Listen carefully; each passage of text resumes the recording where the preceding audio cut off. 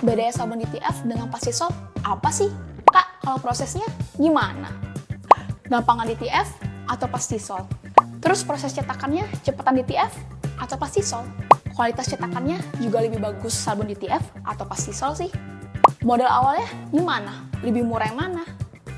Oke. Untuk menjawab pertanyaan Anda, mari kita bahas perbedaan antara sabun DTF dan sabun Plastisol dalam video ini. Karena di video ini, kita akan membahas satu persatu apa saja perbedaan di antara keduanya. Jadi, pastikan untuk tonton video ini sampai habis ya, agar Anda bisa lebih paham perbedaan di antara keduanya.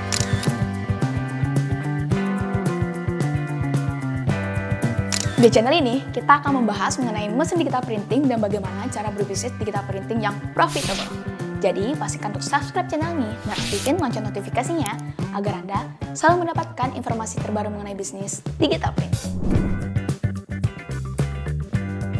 Sebelum membahas mengenai perbedaan keduanya, pertama-tama mari kita ketahui dulu apa itu sabun DTF dan Plastisol. Sabun DTF merupakan teknik modern yang memanfaatkan teknologi terkini untuk mencetak desain yang berkualitas. Sabun DTF menggunakan tinta khusus untuk mencetak desain di atas transfer film, yang kemudian akan digunakan sebagai media transfer pada bahan atau kain yang diinginkan. Prosesnya bagaimana? Anda perlu menyiapkan desain yang akan dicetak, kemudian menggunakan tinta CMYK untuk warna dasar dan tinta putih yang dicetak di belakang desain sebagai lapisan dasar. Emang fungsinya apa sih? Nah, fungsi ini untuk membuat warna desain yang lebih menonjol terutama pada kain yang gelap. Setelah desain dicetak pada transfer film, langkah selanjutnya Anda perlu menaburkan bubuk perekat. Ini bagian penting karena bubuk ini akan membantu desain menempel dengan kuat pada kain. Transfer paper kemudian dipanaskan dan ditekan menggunakan mesin heat press agar desain bisa menempel sempurna ke kain. Hasilnya bagaimana? Desain yang tajam dengan warna-warna cerah melekat sempurna pada kain. Teknik ini memberi kebebasan lebih dalam mencetak desain kompleks dan berwarna-warni, menjadikannya pilihan yang menarik untuk mengembangkan bisnis sabun di era modern ini. Sementara untuk sabun Plastisol menggunakan teknik sabun tradisional yang menggunakan tinta berbasis minyak. Tinta Plastisol terkenal dengan kekuatan dan kemampuannya untuk menghasilkan warna yang sangat mirip dengan desain asli.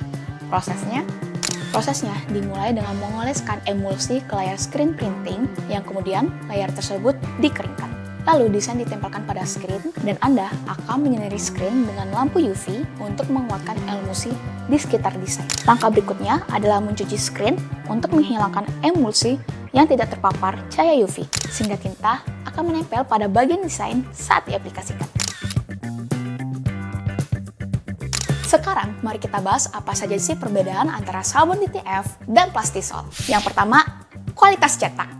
Jika sabun DTF, prosesnya dimulai dari mencetak desain ke transfer film yang kemudian diaplikasikan ke kain menggunakan mesin heat press. Sabun DTF menghasilkan cetakan dengan warna yang cerah dan detail yang tajam, sehingga cocok mencetak desain yang kompleks. Sedangkan kalau Plastisol, proses cetakannya dilakukan secara langsung pada kain menggunakan screen printing. Sabun Plastisol menghasilkan cetakan yang akurat dan warna solid, menjadikannya pilihan yang cocok untuk desain yang sederhana. Kedua, proses produksi. Proses produksinya lebih cepat yang mana? Sabun DTF atau Plastisol? Mari kita bahas. Pada sabun DTF, proses produksinya lebih cepat dan efisien dikarenakan menggunakan mesin printer DTF dan mesin heat press yang berkualitas tinggi, sehingga tinta cepat kering dan bisa lanjut ke proses berikutnya. Sedangkan untuk Plastisol, proses produksinya cenderung lebih lama karena tinta Plastisol yang susah kering, sehingga dibutuhkan waktu yang lebih lama agar sablon bisa menempel sempurna pada kain. Ketiga, modal awal. Kalau modal awal, lebih mahal yang mana? Nah, kalau untuk sabun DTF, biaya produksi dan modal awal yang dibutuhkan relatif tinggi karena membutuhkan perawatan yang khusus. Sedangkan untuk Plastisol, biaya produksinya relatif lebih rendah, terutama untuk produksi massal.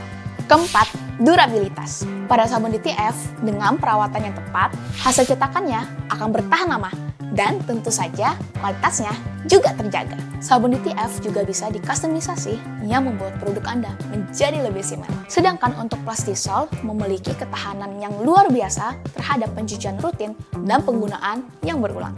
Kelima, skala produksi. Nah, kalau untuk skala produksi, sabun DTF ideal untuk produksi skala kecil hingga menengah. Sedangkan untuk plastisol cocok menjadi pilihan untuk produksi massal dengan desain yang beragam. Namun, perlu diingat ya, sabun DTF jika menggunakan mesin printer dan head yang tepat juga bisa memproduksi dalam jumlah yang banyak. Jadi, Anda bisa menyesuaikan dengan kebutuhan bisnis Anda. Yang keenam, aspek lingkungan.